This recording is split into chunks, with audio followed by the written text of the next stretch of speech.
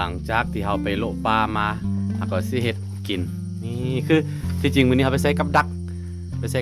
หนูบ่ไปใส่ก็บ่ได้เนื่องจากว่านี่บักอันนี้มาอยู่น้ำแล้วก็จักมันเป็นเว้นหรือว่าเป็นกรรมหยังบ่เนาะ บ่มีสิ้นแล้วมันบ่ยอมกินไอ้ส่วนมาพี่นิดนึงมาไว้มาพี่มาไว้ลุกมาไว้บูว่าเป็นเว้นเป็นกรรมหยังโหนี่ทึกอันรถซนมาเกือบตายตาจนไปว่าเป็นเลือดกล้ามหมดเลยนี่ดีแล้วก็ผ่านไปบ่ฮอด 2-3 มื้อแล้วก็ทึกอันมากัดอีกน่ะมันบ่แห้ไปนี่กัดอยู่อันตีนนี่เห็นป่ะเป็นเว้นเป็นกรรมอย่างโหมันมาอยู่น้ำแล้วก็ต้องไปหาอาหารเนาะกลางคืนกะถ้าบ่มีเนื้อบ่กินนะกินข้าวละลาบ่ยอมกินก็ต้องได้ไปหาข้าวผู้ข้าวปลาตลอดตอนแรง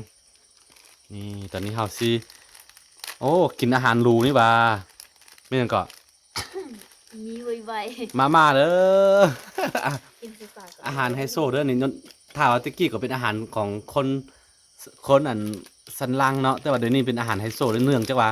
มันแพง กินรูอยู่แพง อีหลี พอหนึ่ง4,000 กีบประมาณจะบาทวะ 4,000 ว่ะ 4,000แม่นเบิ่ง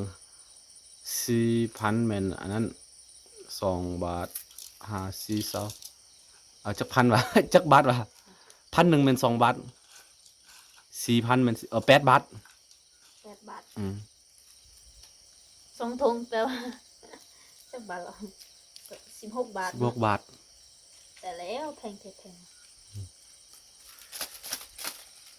โอเคน้องไปเอาอันนั้นมาคั่วให้บุกส่วนดูอาหารเมื่อกี้ไปใส่กับมาแล้วก็จับมาตามทาง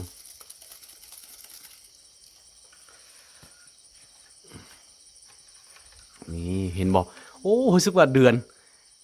พระจันทร์เต็มดวงทุกอิลีโอ้ นี่ทุกคน1,000 ต้นงิ้วแล้วก็1,000ไม่ว่า2,000 ต้นงิ้วโอ้พระจันทร์เต็มดวงอิลีพี่น้อง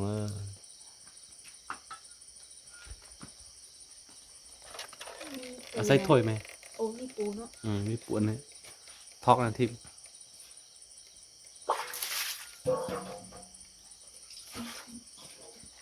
นี่เขาสวนเขาได้ล่อมแบบนี้เนื่องจากว่าเขาเอาไก่มาปล่อยนี่ในระหว่างทางเขาก็นี่มา อาหารบักสวนเด้อแล้วก็อาหารบักสวนใหญ่นำ นี่อาหารบักสวนมีนกน้อย มีนกเลยโอ้กินแล้วอาหารของฉัน อาหารบักสวนแล้วก็ปลาคอปลากั้งมันกินเนาะปูก็บ่กิน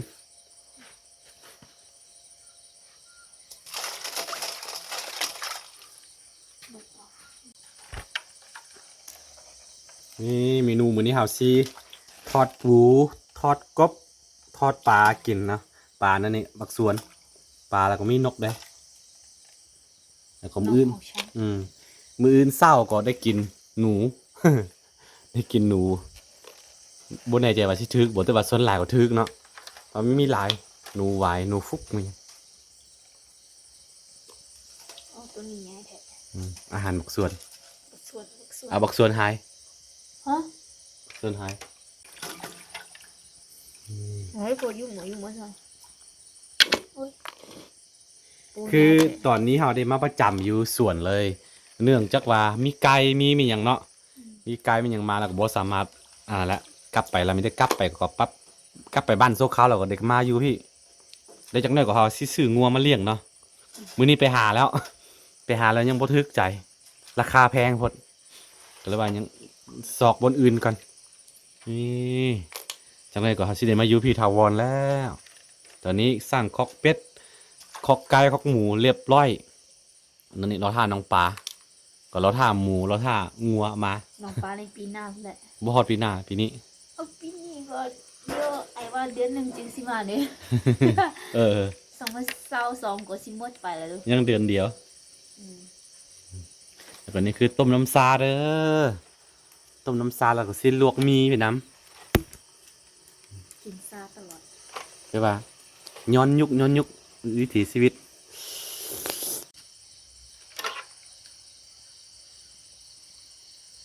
เนาะ นี่คือ อย่างที่เขาค่อยบอกไปเนาะคือแต่ว่าวิถีชีวิตแบบนี้เหมือนเขาได้ย้อนยุคกลับไปรุ่นพ่อรุ่นแม่มันบอกเถอะครู แม่น คือประมาณนี้เลยเนาะเวลาไปนอนไห้นอนสวนเป็นอย่างนะสมมติผัวนี่ต้องเข้าภูเข้าป่าไปหากิน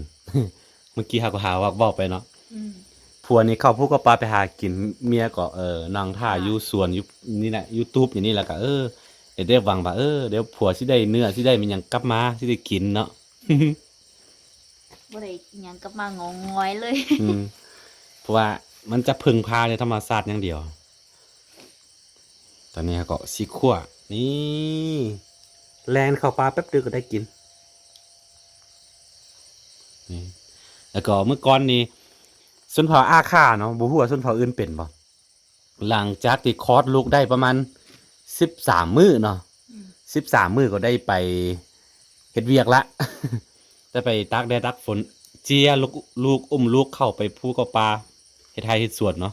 บ่ได้พักเลยเมื่อก่อนเนาะ แม่น แล้วก็มันบ่มีหยังกินนะเพราะว่าสิไปซื้อก็บ่มีตลาดเด้ตะกี้เนาะรุ่นแม่เฮานะ อืม รุ่นแม่ตอนมีเฮานี่แหละสิไปซื้อเป็นหยังก็มันบ่มีตลาดได้อยู่ภูอยู่ป่าถ้าว่าผู้ใดเลี้ยงหมูเลี้ยงไก่ไว้หลายก็ถือว่าโชคดีไปเนาะแต่ว่าผู้ใดบ่มีแล้วก็ต้องได้กินเกลือบ่ฮู้ว่าตอนนี้บ่มีหายไปไสพวก น้อง มัน คือว่าเคยเห็นเลย เกลือเป็นก้อนแล้วก็มันจะหอมๆเนาะ อืม แข็งๆอันนั้นน่ะก็สิเผาอันนั้นแล้วก็กินในส่วนพออาคาเวลาอันออกกำเดือนลูกอะนะ อืม เอากำลูกนะปลายมันห่อน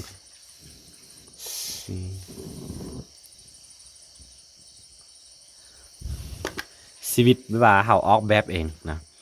บ่ต้องไปเฮียนแบบไผบ่ต้องไปตามไผแหละเฮามีความสุขแบบใดแล้วว่าเฮามักแบบใดก็ไปแบบนั้นเอาเนาะฟังเสียงหัวใจตัวเองดีที่สุดแล้วก็เบิ่งศักยภาพเจ้าของตัวเองเจ้าของเนาะว่าตัวเองมีความสามารถด้านใดมีความสามารถส่ำใดเนาะเฮาก็เบิ่งตัวเองเด้บ่ต้องไปทะเยอทะยานเกินไป ถ้าว่าทะเยอทะยานเกินไปเวลาล่มมาแล้วมันจะเจ็บแม่นบ่ แม่น แล้วก็เมื่อวานนี้เขายังเว้าเรื่องลูกแฟดอยู่ เออเราเว้าทาง TikTok เนาะ อืม คือ อย่างที่บอกไปถ้าว่าเฮานี่มีลูกแฟดนี่คือแบบว่าฆ่างัวฆ่าควายฉลอง7มื้อ7คืนเลยเนาะแต่ว่าเมื่อก่อนเด้อซุนพ่ออาค่าเนาะบ่เลี้ยงลูกแฟดกัน แม่น ถ้าว่ามีลูกแฟดแล้วก็สิเฮ็ดให้หายสับสนเลยเนาะ บ่อย คนในหมู่บ้านเดียวกันก็ยังบ่ฮู้นะแต่ว่าปัจจุบันนี้เนาะก็คือปัจจุบันนี้ก็หลายบ่อนเนาะยังบ่แบบว่า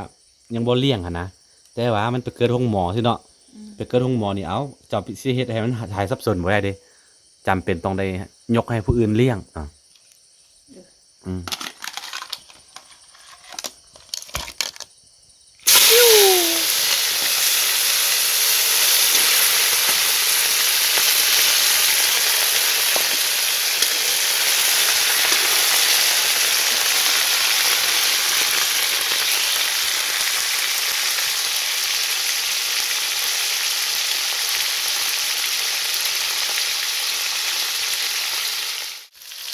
ืมบ่ใช่เนาะ ว้าว สุกแล้วอือ อะไร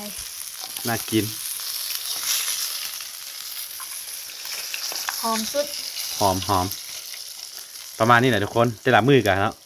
จะหากินแล้วก็เฮ็ดเวียกอยู่ที่อยู่สวน ทุกอย่างอยู่สวนนี่หมดเลยนะ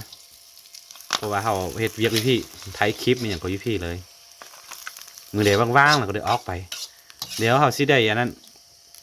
เดี๋ยวหามือดี แล้วก็สิได้ไปเมืองสิงห์อีกมือหนึงเนาะ แม่น แปลว่าเขาเอิ้นว่าหยังนั้นครับครู ไปเอาเครื่องคองของอันนี้ของตัวโค อ๋อแต่ไปเอาเครื่องของมันเป็นหิดของเนาะ ของ มันเป็นประเพณีคือหลังจากที่ไปเฮือนไฟไส้แล้วเนาะไปเอาแล้วไปยูไฟไส้แล้วก็เดี๋ยวกลับไปฮอบนึงเนาะ แม่นเพราะ ไปเอาของ เนี่ยก็กลับมานะเฮาบ่ได้เอาเครื่องหยังกลับมาเด้ มาได้ตัวแล้วล่ะ แม่น เลยว่าต้อง เอาเครื่อง แล้วก็ได้ไปนอนคืนเดียวซื้อๆเนาะ แม่น นอนคืนเดียวตื่นเช้าๆมาแล้วก็ได้กลับมา ประมาณนี้ เอาไปมา ยังบ่แล้วเวียกเถอะ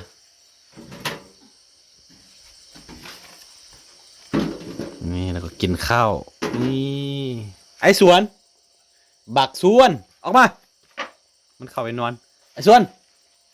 วัยรุ่นมาพี่มาพี่มาพี่วัยรุ่นไปไอ้โยวัยรุ่นวัยรุ่นวัยรุ่น ผลดีมันสิบ่กินหมดนะ ไอ้ยาฉันจิไอ้โยพ่อโยไอ้โยไอ้ยา ขนาดใครยังไม่ยอมกินเลยเห็นจังไดจัก กิ มัน น แต่เนื้อ เป็นวัดเป็นเว้นเป็นกรรมอย่างหู ภาระเนาะเป็นภาระล้วนๆครอบครัวเฮาเรียกว่ากลายเป็นครอบครัวใหญ่ๆเลยแต่นี่นะเพิ่มมา5 คนทั้งสาวครูมีหลาน2 คนแล้วน้องไซผู้หนึงมาเฮียนเนาะแล้วก็มาอยู่3 คนแล้วก็บวกสาวครูเป็น4บวกกับส่วนเป็น5เพิ่ม5บวกกับครอบครัวเฮาแต่เดิมมี4 คนอยู่แล้ว เป็น9 กลายเป็นว่าเต็มเฮือนเลยบักส่วนนี่กินเหลือคนต้องได้หลายแต่ว่ายังบ่ได้ขึ้นสมรรถครัวเลยเนาะ ไปรุ่นโอ้ย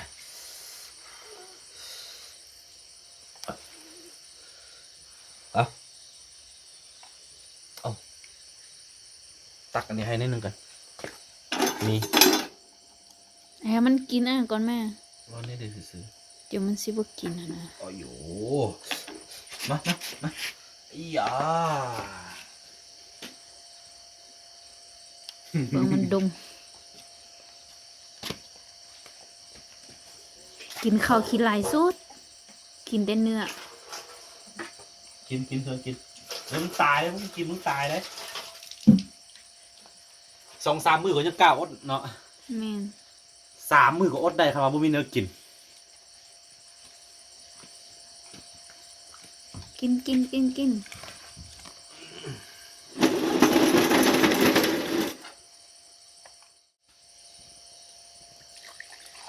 แล้วก็จิบน้ำซาฮ้อนๆใส่นี่ จอกโบราณ จอกโบราณ แล้วก็นี่กินข้าวกับมาม่าอาหารไฮโซเด้อตอนนี้บักส่วนก็กำลังกินอยู่บักหลอดนอนแล้วบักหลอดน่ะ กินข้าวกัน เอาอยากให้เห็นไปว่า วิถีชีวิตเนาะหรือว่าแต่ละมื้อนี่เฮาเฮ็ดหยังอยู่จังใดกินจังใดเฮาอยากอัปเดตให้ทุกคนได้เบิ่งกันแล้วก็เลยถ่ายบรรยากาศเป็นหยังกลางยามค่ำยามคืนแบบนี้แหละทุกคนเอ้ยให้ทุกคนได้เบิ่งกันผู้ใส่หมกเพชรอ่ะทุกคนหลังจากกินข้าวอิ่มแล้วเฮาก็สิมานั่งผิงไฟแบบนี้คือเมื่อกี้เฮาเว้าเรื่องอัน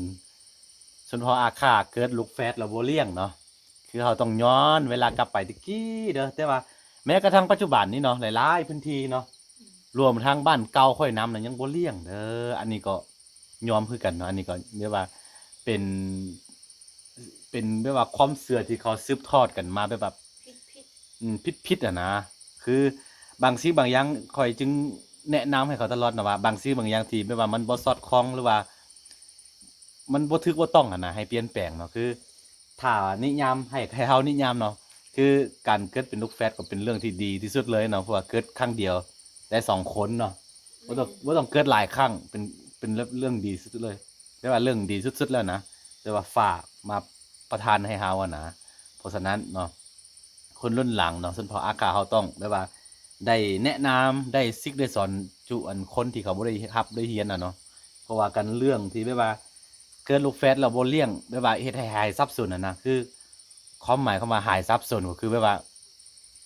เฮ็ดให้แบบว่าเสียชีวิตเลยหั่นนะอันนี้คือบ่ดีเนาะมันแตะต้องถึง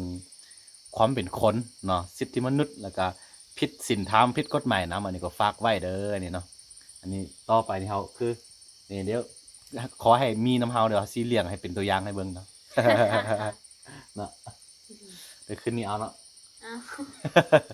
นี่ตอนนี้คือเอานางฝิ่งไฟเด้อแล้วก็มา แต่ว่าแสวิถีชีวิตเรือประเพณีต่างๆคุณเผาอาคาให้ FC ได้ฟังน้ำเนาะ โอ้ย หนาวตอนนี้สิไปอาบก่อน และบอลที่เอาไปอาบน้ำก็คือน้ำห้วยนี่เอง เนื่องจากว่าเรายังบ่ได้เฮ็ดน้ำก๊อกน้ำมีหยังเข้ามาในสวน เข้ามาในตู้บ่อเถือนี่ต้องได้มาอาบพี่อู้ อุ้ยเจ้า หนาวอีหลีล้างตีนล้างมือแล้วก็พอละ เนาะ บอกเอา บ่ไหว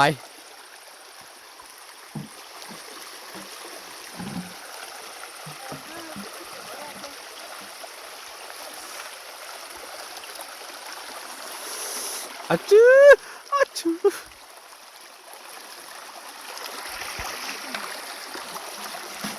อันนั้นขึ้น หนาวอีหลี